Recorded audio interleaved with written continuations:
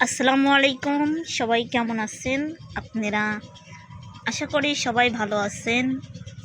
আমিও ভালো আছি আপনাদের দোয়া ও ভালোবাসাতে মোটামুটি। তো আপনাদের অনেক প্রশ্ন থাকে, আপনারা আমাকে প্রশ্ন করেন বারবার, আর আমি বারবার বলিও, তারপরে আপনারা অনেকেই প্রশ্ন করেন। যারা আমাকে ভালোবাসেন তারা প্রশ্ন করেন কেন নাই। তারা আগে দেখতেন আমি গান করতাম, মানে আমার গান করা 4 বছর আগে গান করতাম। গান ভালো লাগতো, গান ভালোবাসতাম, এখনও করতাম, কিন্তু আগের মতো গান গাই না, বা এখন গাই না এক কথায়। কেন নয়, আমি চাই যে এইসব জায়গা থেকে আমি ফিরে যাব। যা জীবনে করছি, ভুল টুটি যেটাই করি না কেন, সেটা যেন আল্লাহ তাআলা আমাকে মাফ করে দেয়। তো গান আস্তে আস্তে ছেড়ে দিয়েছি। এখন শুধু অনলাইন জগৎ থেকে চলে যেতে পারলেই এনাফ। আর যেতে পারছি না,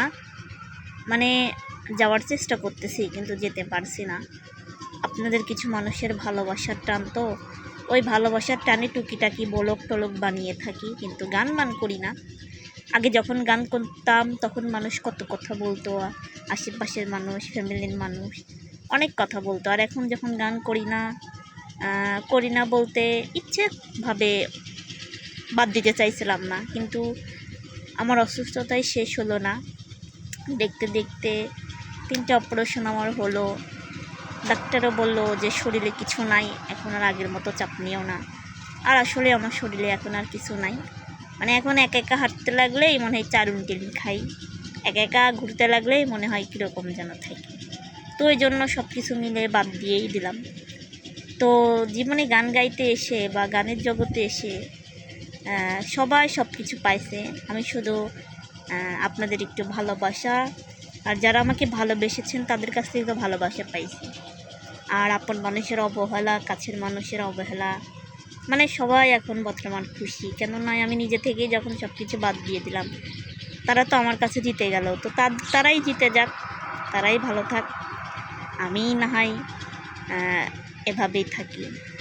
তো গান আমি অনেক মিস করি, আগের মতো শুরু করতে চাই, কিন্তু এই অপারেশন শেষের অপারেশনটা হওয়ার পরে না কেন জানি নিজের শরীরের প্রতি কোনো শক্তি পাই না, চলাফেরাও করতে পাই না। জানি না কপালে কি আছে, তবে এখন অনেক সমস্যা হয়। যাই হোক, আপনাদের কাছে, অনেকের কাছে আমি বিরক্তকর মানুষ।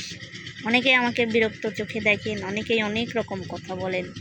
ফেসবুকের মানুষগুলো অনেকেই আছে আজে বাজে কথা বলে, তারপরে আমি বেহায়ের মতো ভিডিও করি, কারণ ওই যে বললাম না, কিছু মানুষের ভালোবাসা, এই ভালোবাসা থেকে আমি দূরে যেতে পারি না। আপনাদেরকে ভিডিও ভালোভাবে দেখাতে পারি না, আমি অনেক জায়গায় যাই না। এখন কেন জানি মনে হয় নিজে একা থাকতে খুব ইচ্ছে। কেন নয়, মানুষের সাথে মিশে মিশে দেখছি মানুষ কতটা ভয়ঙ্কর। যার সাথে আপনি একদিন মিশবেন, 2 দিন মিশবেন, আপনি মিলতাল দিয়ে কথা বলবেন, 2 দিন পর তার কাছে খারাপ হয়ে যাবেন। দেখেন তো, চিন্তায় চিন্তায় আমার চেহারাটাই শেষ। আহামরি আমার বয়স হয় নাই, তবে চেহারার দিক দিয়ে বোঝা যায় আমি অনেকটা বয়সেই গেছি। আমার বড় বোনকে দেখলে বুঝতে পারবেন যে তারা মনে হয় আমার ছোট। কিন্তু চিন্তা এমন একটা জিনিস, টেনশন এমন একটা জিনিস, যেটা মানুষকে শেষ করে দেয় ধীরে ধীরে। আমি প্রচণ্ড পরিমাণ টেনশন করি, আমার পরিবারকে নিয়ে, নিজেকে নিয়ে, নিজের সন্তানকে নিয়ে, আরও অন্যান্য টেনশন তো আছেই। এই টেনশন জীবনটা আমাকে শেষ করে দিচ্ছে। যাই হোক, আপনাদের ভালোবাসা যদি কখনো হঠাৎ করে আপনাদের মাঝ থেকে চলে যাই, বা আপনাদের বলার সময় নাও পেতে পারি, ফেসবুকের জগতে, মিডিয়ার জগতে সে অনেক ক্ষতি। এখন মানুষ বড় হয়ে গেছে, মানুষের টাকা হয়ে গেছে, তো এখন কিছু মানুষ মনে করেন যে কথাই বলতে চায় না। এক সময় তারা আমাকে দিয়েই অনেক কথা বলিয়েছে, এখন তারা কথা বন্ধ হয়ে গেছে। কিছু কিছু জায়গা আমি যাই না, যেতে চাই না, বাট আমি একটা মানে একটা ডাস্টবিন ময়লার দিক তাকাবো, তা ওইদিকে তাকাতে চাই না। আমি অসুন্দর হতে পারি, কিন্তু মনের দিক দিয়ে আল্লাহর রহমতে আমি অনেকটা সুন্দর। কেন, আমার এই মন কখনো কারোকে আঘাত বা খোঁচা মেরে কথা বলার অভ্যাস নাই। আর আমি কিছু কিছু জায়গায় যেতে চাই না, আমার মনে কোনো হিংসাই নেই। কিন্তু কেন যেতে চাই না, যে আমি চাই না যে তারা আমার জন্য তাদের কোনো প্রবলেম হোক বা সমস্যা হোক, কিন্তু কিছু কিছু জায়গায় আমার যেতে হয়, মানে কিছু ভালোবাসার জন্য যেতে হয়। ঠিক আছে, এই যে আমাদের বাসায় সিরাজগঞ্জ থেকে আমার এক ভালোবাসার মানুষ এসেছিল। প্রথম যখন গান করি তখন থেকে ওনার সাথে আমার পরিচয়, এই পর্যন্ত সম্পর্কটা টিকে আছে আলহামদুলিল্লাহ। আমি যদি এতটাই খারাপ হতাম তাহলে কি এই 5 বছর সম্পর্ক থাকতো? আমি কেমন মানুষ সেটা আমার সাথে যে মিশতে পেরেছে সেই বুঝতে পারে। কিন্তু কিছু কিছু মানুষের মধ্যেও আমাকে ভুল বুঝে আমার সাথে মানে চায় যে আমি তাদের সাথে ঝামেলা বাঁধাই। তো তারা আগেই করে, তার পরবর্তীতে যদি আমি 2টা কথা বলি তো আমার দোষ হয়ে যায় এটি, বুঝছেন?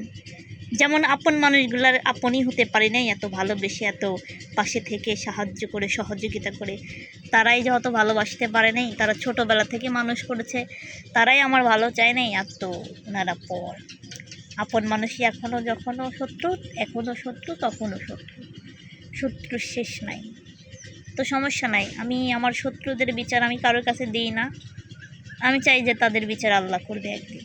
তো তারা ভালো থাক, পৃথিবীতে ভালো থাক, কারণ মানুষ আজ আছে কাল নেই। মানুষ বাঁচেই বা কয়দিন? শুধু শুধু মানুষের সাথে কথা কাটাকাটি ঝামেলা টামেলা করে লাভ আছে? আপনারা অনেকেই বলেন, এখন কি আপনারা অনেকেই আমার কাছে জানতে চান আমি কত টাকা ইনকাম করি। এখানে টাকা কোনো ফেক না, এখানে ফেক হচ্ছে মানুষের ভালোবাসা। আর এখন তো সবাই, যার হাতে মোবাইল সেই এখন কন্টেন্ট ক্রিয়েটার, বুঝছেন? তো যাই হোক, সবাই চালিয়ে যাক সবার মতো, আর আমি আমার মতো যতটুকু পারতেছি চেষ্টা করতেছি। যখন দেখব আর পারবো না তখন সব বাচ্চা দিয়ে দিব, বাচ্চা দিয়ে চুপচাপ একা হয়ে যাব, কারণ একদিন তো একাই হতে হবে। ঠিক আছে, শুধু শুধু মানুষের সাথে ঝামেলা কথাবার্তা বাড়ায় লাভ আছে? তো যে যেটা বলেন সমস্যা নাই। আপন মানুষও বলে আরাম পেলেও আপনারাও কিছু ভালোবাসার মানুষ আছেন বলেন। নেক্সট এসে কিছু ভাইয়ারা এসে আমাকে বকাবাধ্য করেন, যেটা বলার মতো না, সমস্যা নাই, সবাই বলতে থাকো। সবার জন্যই শুভকামনা করি, দোয়া করি, ঠিক আছে? কিন্তু গান আমার কণ্ঠে অনেকদিন শোনেন না, আপনারা বলছেন। তবে কালকে আপনাদের জন্য আমি একটা গান গাইব বা চেষ্টা করব।